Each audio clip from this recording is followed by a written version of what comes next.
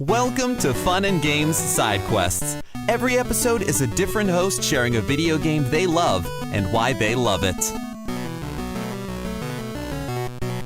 Hey everyone, this is Shane Koski from the Retro Hangover podcast, where we release a new episode every week, and by we, I mean myself and my most illustrious and alliterative co-host, Chris Copleen, and we talk about video games, in case you didn't know. Old video games, as a matter of fact, and every other week we have an episode dedicated to a new game, where we go through personal history with the game and a brief scripted history of the game itself. So you can't say you never learn anything when you listen to the show. And then we break it down category by category, gameplay, visuals, music, the whole kit and caboodle. And then at the end, we tell you whether or not we think it still holds up today. Is it worth your time to sit down and play it? And on the off weeks, we have a series called The Flight. It's a bit shorter, and they are top 5 lists voted on by our patrons, as a matter of fact. So those are a lot of good fun as well. So a whole bunch of content out there. If you have not checked us out, please feel free to do so. You just got to head to Linktree/Retro Hangover, and you will find us there. Now, today I am on side quests for the very first time. I was invited to talk a bit about one of my favorite games, one that is very near and dear to me, and that is the original Dark Souls. I have a bit of an interesting history with this one, in that I hated it to start with. It really had a lot to do with the perceived community that surrounded the game and not so much the game itself. I had never tried it. I didn't come to Dark Souls until much later, actually. I believe the first time I played it was the Prepare to Die edition on PC, if that gives you any sort of indication. And the biggest reason that I sort of shied away from Dark Souls was the sort of pervasive get good mentality that was sort of orbiting around it. And it seemed very toxic to me at the time. And in my brain, I thought, well, I don't want to play a game that's just punishingly difficult for the sake of being difficult. That sounds like a bad time. I don't want to do that. And so I didn't. And then eventually I finally broke down. I picked it up. I tried it out. And the first time I played through it was rough. I tried to do it blind. I did not follow a guide. I knew nothing about how the game was supposed to work. And my build sucked, quite frankly. I'm impressed that that first time through, I got all the way to Quelaag, and I defeated her, actually. And it was right around there where I sort of dropped off. It wasn't for lack of interest. I think it might have just been because I got distracted by some other game. That tends to happen a lot. We all have burgeoning backlogs that are just looming over us for the rest of our lives. But so that was my first run through, and I thought, okay, it's not bad. But it didn't really, it didn't grab me, right? It was just like, oh, well, that wasn't as bad as I thought. And it wasn't until I really came around and gave it an honest to God try the second time around. And to be fair, going and doing a little bit of research into what like a decent build would actually be did help. And once I did that, I basically couldn't put it down. I played from start to finish. It was the only thing that was like consuming all of my gaming time for weeks. And I finished my first playthrough and I was hooked at that point. Like something clicked. I don't know how or why. And I think it was because I really gave it that chance. But that time, everything just fell into place. They were like pieces of a puzzle. And I got it. And it wasn't so much the get good thing, because for the record, I also never engage in any of the multiplayer. I know that's like heresy to some Dark Souls fans, but I have never played with the online functionality on because I hate the idea of invasions. I think they are a complete interruption to the flow of my gameplay. Like the game is already challenging enough as it is, right? And so getting to a point where you're far enough away from the last bonfire and you're feeling that tension, right? Of I could push a little bit further and I need to push a little bit further because I need to find the next bonfire, but I'm so far away from the last one now that this is a real risk. You know, I might die and I may lose all of the souls I've accumulated and that would suck. I love that tension, actually. It's part of the reason that I like the design philosophy behind Dark Souls. But what I don't like is the random jackass coming in and ruining your day because they want to come and pancake you with a greatsword or whatever. You know what I mean? Some people like that. It's like emergent gameplay. I absolutely despise it. But at any rate, that time is when it fell all into place. And I went down a huge hole, like a giant, very deep, dark rabbit hole of Dark Souls lore. Vati Vidya, if you are familiar with him, he is a content creator on YouTube who focuses on the Soulsborne games. He's fantastic. He does a lot of just incredible like video essay style content about Souls games. And I just ate up everything that he had on the Dark Souls lore, and I love it. I've come to really appreciate just how much meticulous detail was put into building that world. And some folks don't necessarily like the way that it's presented because a lot of that is left up to interpretation. A lot of it is purposefully vague, and most of it is not really upfront. You'll get some of it in bits and pieces from NPC dialogue if you continue to talk to them.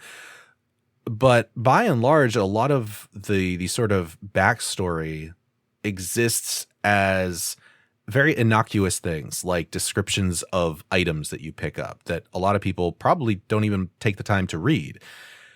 But if you do, you're rewarded for that because there's these little nuggets of lore that exist there, and you can start to piece all this stuff together the farther and farther you get into the game and the more items you find and things like that. So that's one big thing. The storytelling mechanisms, I think, are fantastic. And I always really appreciate stories and worlds that leave a lot up to the imagination / up to interpretation. Things that don't just spell everything out for you, because those are the things that get people talking. Those are the things that get your mind, those gears in your brain spinning. Like, oh, what could this mean? Like, maybe it's this. Like, maybe these things are connected somehow. And that's what gets people to be lifelong fans of media. Is that investment in wanting to know more about it. If you just put all your cards on the table, there's nothing left to discover. And that's kind of boring, right? So that's a huge piece. And I think the other major pillar of, you know, what is propping up my appreciation for Dark Souls is the world design. And I think these things are not anything that are unusual. If you've heard anyone who's a fan of the game talk about this stuff, these are not like hot takes by any means, but there's a reason for that. And the world design of Dark Souls is just genius. The fact that it is a handcrafted, interconnected world with areas that join with one another in a way that geographically makes sense is just fantastic. And I didn't know this going into it, but you start to discover it slowly the further you get into the game, right?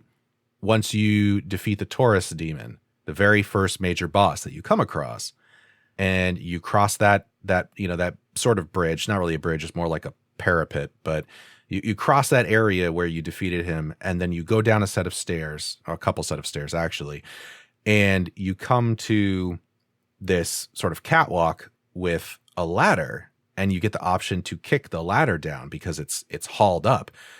And you suddenly have this realization when you go down that ladder, you go, oh, this ladder leads to the bonfire that was way back at the beginning of this entire area. So this is a shortcut now. And that sense of progression and that reward, not just like a loot explosion from the boss, right? But like an actual tangible change to the environment that you are in, that reward feels so good.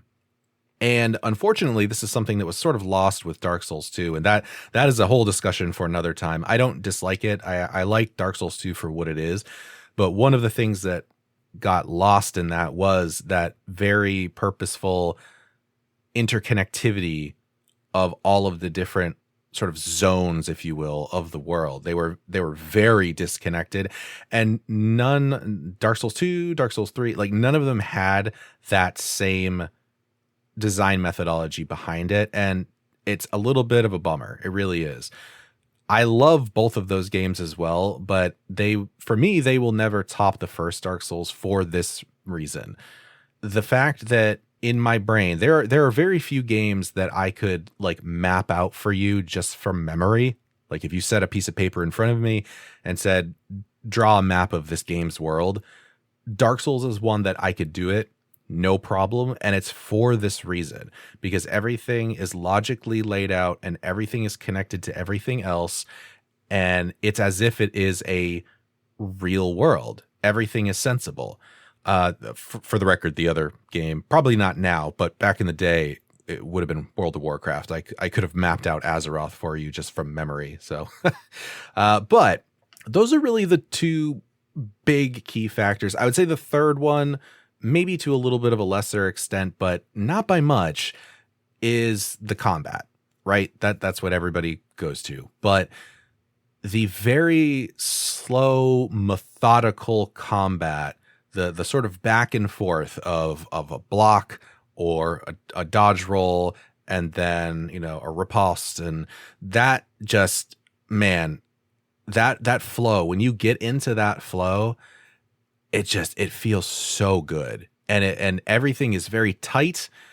Everything is very responsive. I'm not saying that Dark Souls doesn't have some jank, because we all know that it does. But once you get accustomed to the somewhat unorthodox controller layout, it feels very, very natural. And again, this is one of the reasons that I haven't really gravitated as much to other Soulsborne games, like Bloodborne, for example. Fantastic game, right? And I got about 3/4 of the way through it, but it didn't sit with me the same way that Dark Souls did. And that's because that game focuses a lot more on getting good at parrying. So it's a lot more twitchy, time-based stuff, which I'm not as big a fan of. The combat in Dark Souls, to me, has, as I said, has always been a bit slower, a bit more purposeful, and honestly, I can't think of a better synonym other than just methodical. That really describes it to a T. And that is why I appreciate it so much. Listen, man, I'm pushing the big 4-0, so my Twitch reactions probably aren't what they used to be. And in the sake of fairness, I don't think they were that great ever. So, I tried to play games like Counter-Strike back in the 1.6 days and got destroyed, because that is just not my style of game. That twitchy combat does not do it for me. And so having the ability to have that more slow approach to things, and learning the predictability of the patterns of the combat and stuff really speaks to me. And so that's why I love it so much.